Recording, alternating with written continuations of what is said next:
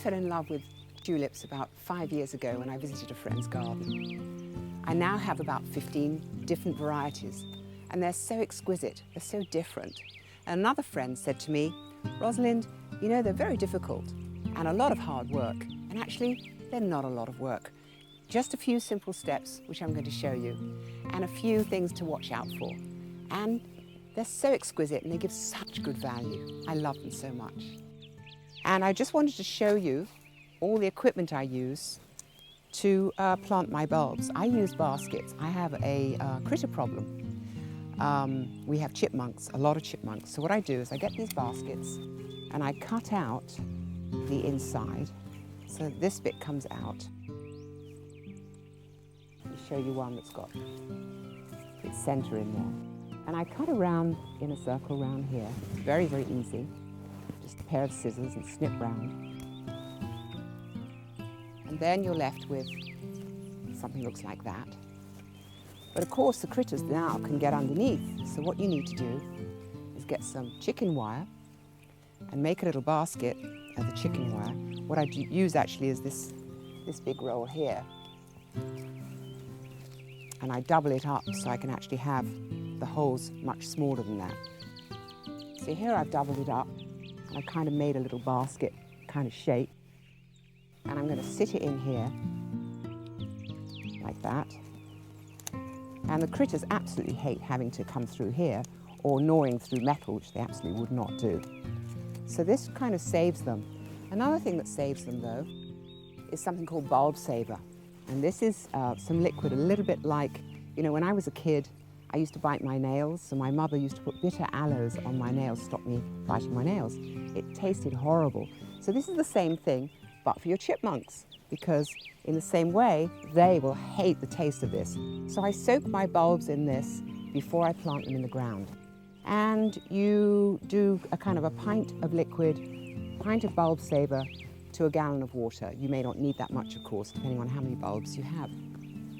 The other thing that's absolutely marvelous is this thing, which is called a bulb bopper or a bulb popper.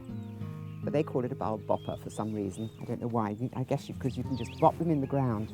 And you attach it to your electric drill and you just make the holes like that. Your bulbs generally about 6 to 12 inches apart. I don't tend to do my tulips in great batches though. I dot them about my garden so you know you can come across one as a surprise, because the flower itself is so gorgeous that when you only just come across one, it's a very, very special experience just to come across them. Oh, please remember, always wear a hat, because the sun is so strong and these days skin cancer is on the rise. So wear lots of skin block and a hat. And gloves, of course, otherwise you can get the sun on the backs of your hands. So there's all sorts of things that can happen to your tulips, and I'm going to explain a few different things that could happen.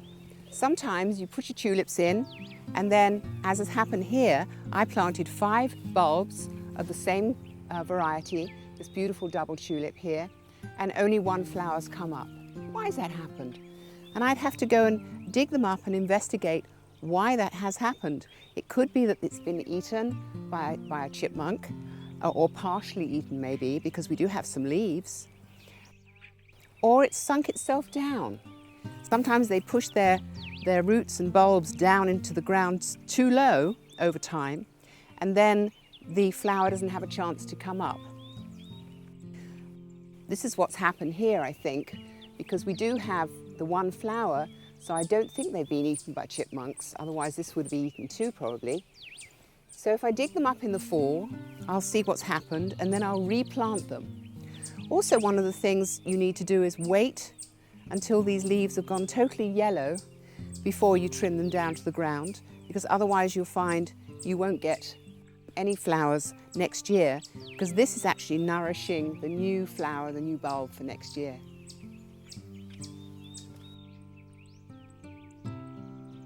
As I walk around my garden, here I've come across a little Florentine tulip. They're also very rare, and of course it's gone by now. So So I'm just going to trim this right down to the edge of the stem, the end of the stem, like that. Pity you can't see this when it was in beautiful bloom. It's called a Florentine tulip. Very rare actually, nice skinny stem. And it's got these lovely skinny leaves. I'm going to leave those to yellow, and then once they're completely yellow, I will trim them to the ground. They need to stay green like this to nourish the bulb for next year. So I want to show you now what to do when your flowers are spent. Like these here, we had 1, 2, 3, 4, 5, 6 beautiful red Kingswood tulips. And it's very important that you just snip off the dead stems. But again, keep your leaves. So here we go. Just the stems, not the leaves. The leaves you need to leave, I know it looks a bit messy, but you need to leave until they're all yellow before you can cut those down to the ground, because they're, again, the leaves are feeding next year's bulbs. Now I want to show you my Triumphator tulips, and they're not called Triumphator for nothing. You can see that they're 24 inches tall, absolutely gorgeous, and they all look like they want to party. They've got this kind of, hey, can we party now? Kind of effect. Now if you come here yesterday we had a big rainstorm and lots of wind, and so they all went like that. And in fact, I had my husband come out and film them all going like that. And now we have this beautiful day and lots of sunshine, and then they've all gone, hey, we want to party again. So here they all are, and I think they're very majestic. Usually you don't plant tulips this tall in an exposed area like this, but I just think they're just so gorgeous. I want to show them off. And they're very strong, as you can see. They went from this to this, and now how gorgeous. Aren't they absolutely beautiful? Ah, but I've just seen one that actually didn't make it in the wind like yesterday, so I'm going to go and trim it down. So here it is over here. Poor thing. But you know, I can pop that in a vase and it'll live for a few more days. I'm just going to trim. Okay. So now I'm going to show you the first tulips that ever existed from Turkey in the 1500s, and these are called West Point tulips, and it's got nothing to do with where the soldiers train. I don't know why they're called West Point, but they're absolutely gorgeous. They're 20 inches in stem length, and these are kind of going by now. Yesterday, again, I asked my husband to film them, and they were all like that. Now, of course, in the sun, they're all up again. But they are going by, as you can see, they're dropping their petals. But these have lasted at least 3 weeks in my garden, so really a lot of value from these. And I'm going to whisper to you, because I don't want the other tulips to hear. These are my most favourite tulips. So I just want to show you these. These are Elegans alba, these white tulips here, absolutely gorgeous. And they also have the jester caps. And these are Lincolnshire red tulips. And I've planted them amongst all of these forget-me-nots because they make such a beautiful contrast, as you can see. And a few of my daffodils are still out, which is nice to see. What's also good to do in your garden when you're choosing tulips is to get some late bloomers, so that when some of them have gone by, you've actually got some delightful ones coming up, like this chap here. The reason it's striped is because it has a virus in its bulb, which is actually preventing it from growing a full colour.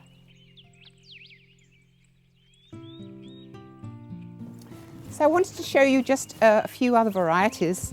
These again are our beautiful Kingswood tulips, but this one is called a Preludium. And you can see it's absolutely exquisite because again, it's striped, but it's actually striped in a pattern. It's absolutely fabulous. And they have all these highfalutin names. Preludium, I think, is perfect for that one. Just gorgeous. And a 20-inch stem.